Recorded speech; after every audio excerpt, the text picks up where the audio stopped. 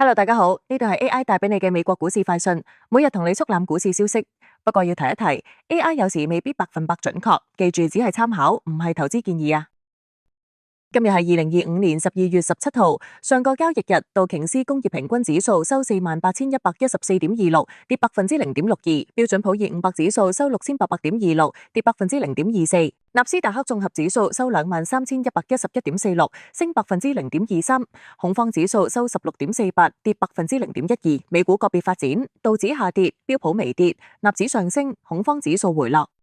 上個交易日表現最好嘅3個板塊分別係公用事業升2.11%，原材料升1.10%，非必需消費品升0.96%。表現最差板塊係房地產跌0.24%，醫療保健跌0.31%，能源跌0.88%。今日 CNBC Channel 有條有關市場收盤分析嘅影片，呢一條片講述 Bank of America 最新基金經理調查，顯示市場情緒係3年半以嚟最高漲。Bob Elliott 認為呢一個樂觀情緒可能係一個反向指標。佢指出經濟數據顯示經濟放緩，假期消費可能遜於舊年。佢提到 Chase 同 Bank of America 消費數據都偏弱，唔支持一個強勁嘅假期消費季。雖然市場預期出年上半年會有刺激措施，但 Bob 認為低收入人士嘅醫療開支增加可能會抵消部分消費，而退稅嘅好處主要會惠及高收入人士。總括嚟講，佢認為市場嘅希望可能係一個假象。未來幾日會有以下嘅經濟數據發佈，請留心可能會對市場有影響。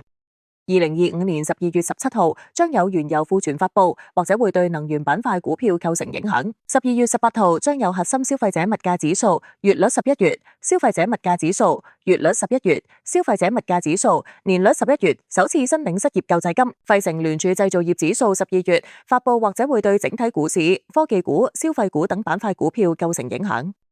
未來幾日有以下 SP500 公司公佈業績，投資者要留意股價同期權市場可能出現咗波動。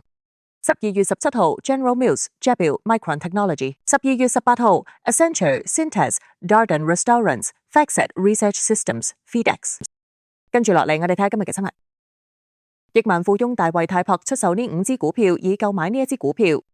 大衛泰珀係有史以嚟最成功嘅對沖基金經理人之一，淨資產約為237億美元。佢一直喺度拋售聯合健康、NICE 英特爾、Nasdaq INC、阿里巴巴、MiceBaba、Vistra、NiceVis 同埋美光 Nasdaq 蚊。相反，佢淨係大量買入一支鮮為人知嘅股票，名為惠而浦 NiceBur。我哋稍後會探討原因。泰珀係美國股市今日收盤漲跌互現，納斯達克指數上漲，但標普500指數同埋道瓊斯指數連續第3日下跌，因為11月就業報告、油價暴跌同埋人工智能拋售引發擔憂。由於就業市場信號好壞參半以及油價大幅下跌，美國股市星期二收盤漲跌互現，納斯達克指數上漲，而標準普爾500指數同道瓊斯指數連續第3日下跌。11月嘅就業報告顯示就業增長，但係失業率亦都喺度上升，呢個導致到市場謹慎同埋板塊輪動。喺 SpaceX 計劃喺 Starlink 成功之後進行歷史性嘅股票市場發行。埃隆馬斯克嘅 SpaceX 計劃喺 Starlink 取得巨大成功之後進行歷史性嘅首次公開募股，閱讀此舉點樣重塑股票市場，並為火星任務提供資金。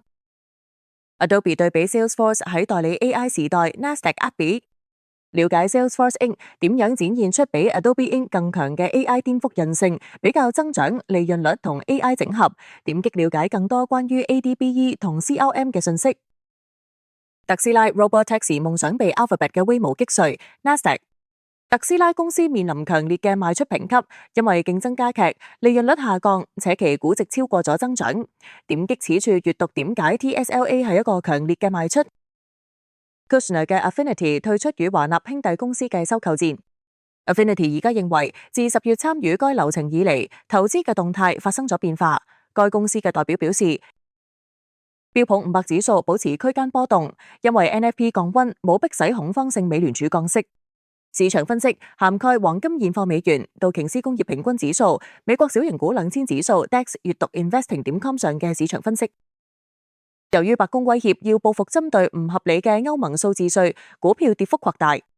Zero Hedge 喺足夠長嘅時間線上，每個人嘅生存率都會降至0。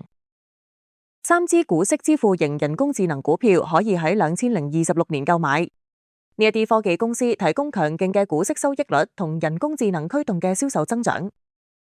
遵守法律。英國政府喺網絡安全法辯論中針對 VPN。英國網絡安全法嘅辯論中 ，VPN 受到抨擊。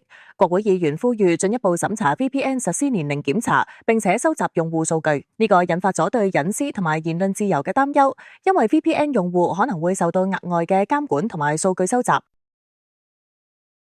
今日嘅新聞報道到呢度，多謝大家收睇。想了解更多美股資訊，記得like我啲影片同埋 subscribe 我哋頻道啦。我哋下條片見，拜拜。